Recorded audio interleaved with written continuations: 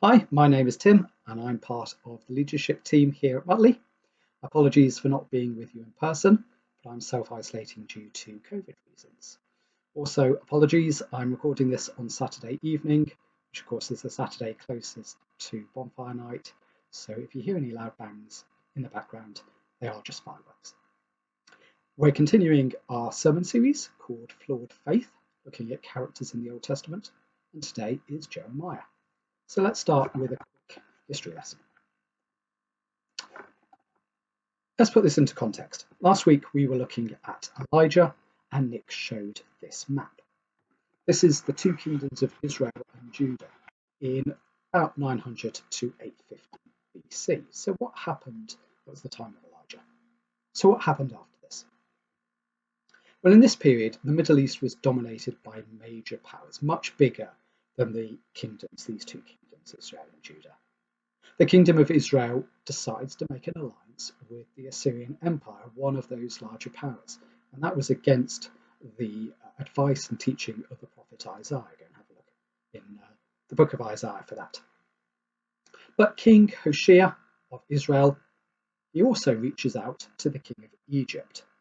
The king of Syria finds out about this, and in about 732 BC, he invades Israel.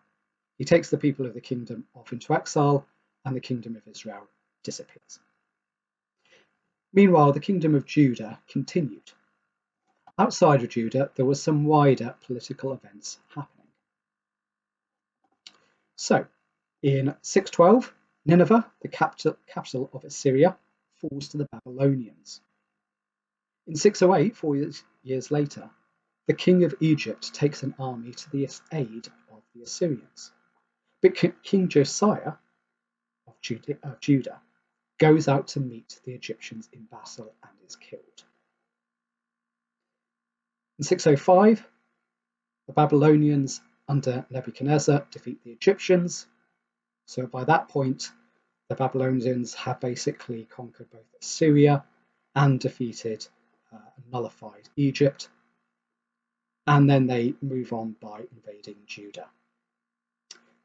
In response to that, the king of Judah pledges allegiance to Babylon as a vassal state, and he sends some of the royal family and nobility to Babylon as hostages.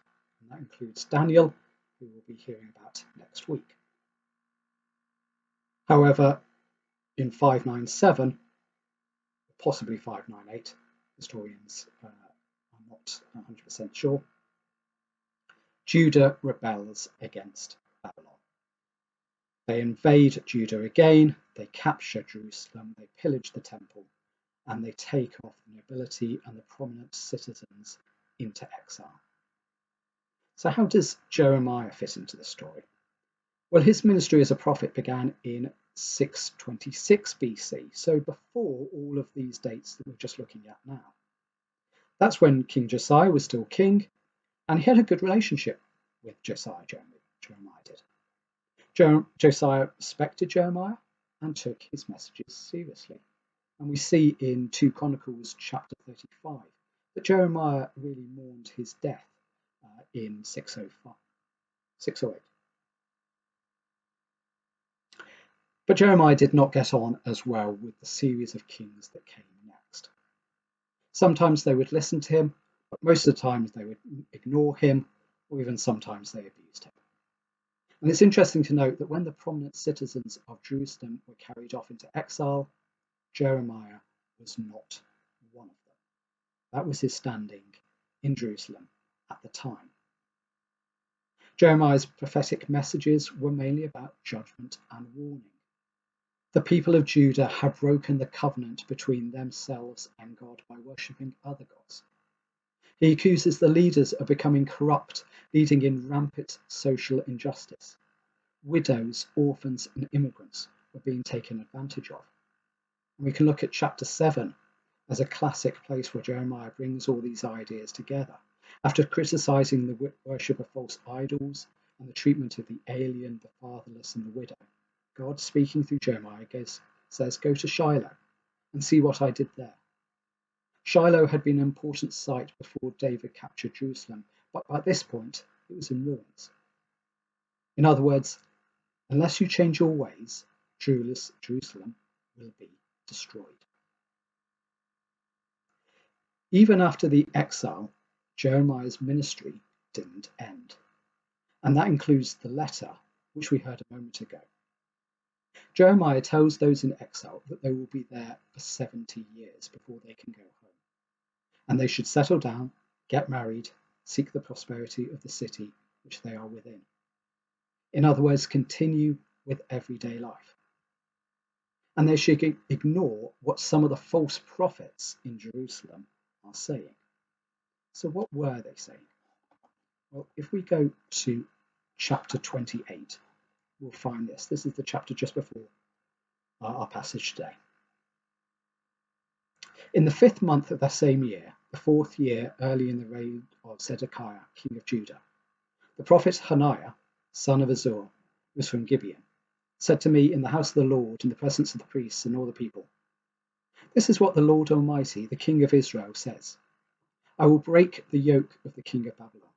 Within 2 years, I will bring back to this place all the articles of the Lord's house that Nebuchadnezzar, king of Babylon, removed from here and took to Babylon. I'll also bring back to this place Jehoiakim, son of Jehoiakim, king of Judah, and all the other exiles from Judah who went to Babylon, declares the Lord, for I will break the yoke of the king of Babylon." So this false prophet is basically saying, don't worry, you'll be home soon, within 2 years, because God is going to come in and fix everything for you.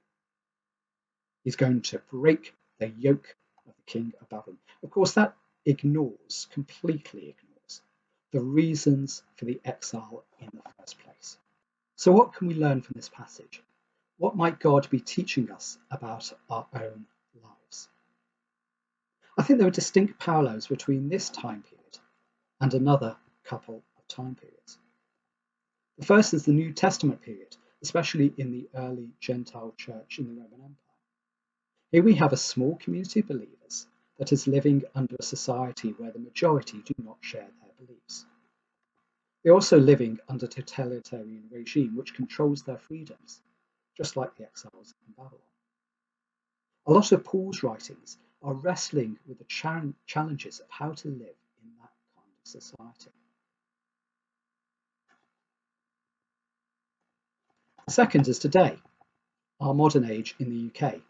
With the decline in Christian belief and church attendance, we too live as minorities in a society where most people don't share our beliefs.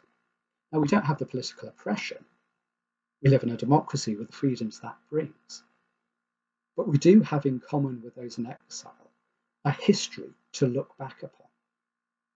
The exiles and those left at home mourned the destruction of Jerusalem. We can see that in Psalm 137. If you don't know that psalm, you probably know the Boney M song. The psalm was written during the exile and things like this. By the rivers of Babylon, we sat and wept when we remembered Zion. Zion, if you don't know, is an alternative name for Israel, and more particularly Jerusalem. So there's a real sense of loss, mourning the loss of what they had. And I feel that's similar today when we talk about the Christian church today. We look back at the past and we think, oh, it was better then, wasn't it?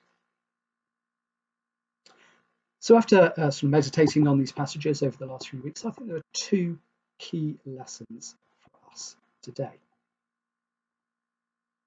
The first is that God works through the ordinary life, our ordinary everyday life. God works through the powerless, through ordinary people. I think there are 3 temptations in that we can fall into, and I just want to warn you about today. The first is that the temptation to want God to solve everything, to swoop in and solve all our problems with some display of almighty power which will humble our enemies. That's what the false prophecy promised, that God would break the Babylonians. Fantastic, brilliant. Didn't happen. And when that sort of thing doesn't happen, The danger is that we start seeking temporal power, to try and force our ways on society, to try and keep us closer to the seat of power, to make ourselves relevant in society. We might align ourselves to politicians who have no Christian values at all, just so it keeps us closer to the seat of power. I was reading only this week about a town in the USA where a church is trying to buy up property and get themselves into political power in this relatively small town, just so that they can force their fundamentalist vision of Christianity on other people. That is not God's way. Christians have tried this before and it hasn't ended well. We've had the Crusades and the Inquisitions, and a lot of blood and death and sin.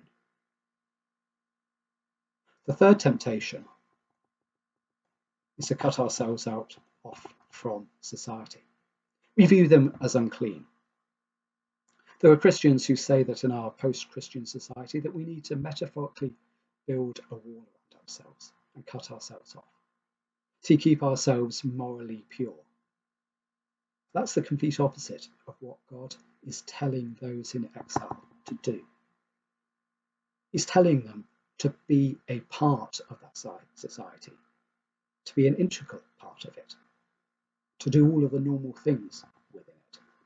But there is a balancing act to be struck, however. They didn't want to be completely assimilated like the northern kingdom. Remember the kingdom of Israel, who was carted off by the Assyrians and then disappeared. They were never heard of again, and presumably they just merged into that society. God tells the exiles, do not decrease. Do not reduce in numbers. Because if they're reducing in numbers, that means people are drifting away into Babylonian culture. And we know they didn't decrease in numbers because they did go home after that 70-year period. That's stories later in the Bible. Living a Christian life in our society requires a considered life. It's maybe not as easy to live as a Christian in our modern society as it was in the past. We need to think carefully about what is important. Where can we compromise? And where can we definitely not compromise? What particularly is God calling us to do? What should our priorities be? And I do think, going back to the parallels between the exile period and the New Testament, I do think that Paul's letters in the New Testament can be a real help here.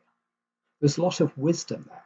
Maybe not direct examples we can just apply to our lives, but the approach he takes, what he does value, what's not so important, all of that kind of thing can be really useful in trying to navigate through our day-to-day life today. We have a slogan on our signs outside, a church in the community for the community. What does that actually mean? I think it starts with recognizing that God has placed us in this city at this time, just like he placed the exiles in Babylon at that particular time. This isn't 1869 when the church opened. At the opening service, the collection at that service, at one service, paid off the balance of the construction cost. We're just not in that sort of society. I see far too many Christians blaming other Christians for the decline in church attendance. If only we did X, Y, or Z, then everything would be okay. Are there things we could do in the past which we could have done better? Were the mistakes made? Well, yes, definitely. But ultimately, society has changed for a number of reasons. It's not all our fault. We need to step up and honestly think about how we spread the gospel in this sort of society. Christians have done it before. Just read the New Testament. Remember, we went from a group of 11 men huddling in fear in an upper room to being a global faith. We've done it before and we can do it again. And there's a huge amount of growth outside of the Western world. But the key point, God is at work behind everything. We need to engage with the community that is on our doorstep, that God has placed on our doorstep. Don't treat them as non-Christians to be avoided. What are their needs which we can meet? What are their questions which we could answer? What brings them joy and happiness which we can share in? Remember, God works through the ordinariness of life. The second point is that God's plans are not our plans. I'm sure many of you know Jeremiah 29 verse 11, even if you don't know the rest of this passage. For I know the plans I have for you, declares the Lord, plans to prosper you and not to harm you, plans to give you hope and a future. It's one of those famous verses. In a poll in 2019, it was the second most popular verse in the Bible. I wonder whether you can work out what was the most popular. What was the number one position? I'll tell you later. It's one of those verses that you can buy on mugs and fridge magnets and t-shirts. But it's very easy to misunderstand it. To treat this as a promise, you just take it on its own, to take it as a promise that all our dreams will come true.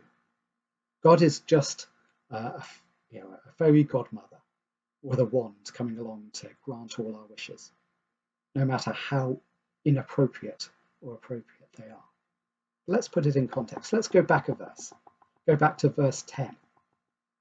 God has just told them his plan is that they will be there for 70 years, not 2, as they've previously been told. That is not something they want to hear. God's plan for them is something they don't want to happen. God's plans are not our plans. But what was God's wider plan? Why did he bring the exiles home? What happened next? The land that had been the United Kingdom of Israel and then the two kingdoms, Israel and Judah, spent most of the next centuries under the control of larger powers. There was a 100-year period of independence following the Maccabean revolt, but we don't know about that because we're Protestants. But that ended with the capture of Jerusalem by Pompey the Great, the Roman general. And Judea being under Roman control is how we find it in the New Testament. But what was God's plan through all of that? Well, I think it was this. I think it was to create an environment, a societal and religious environment where a young teenage girl would say yes. Say yes when she was asked to do something extraordinary. God's plan was to create a tilled soil into which he could plant himself as the incarnate Jesus.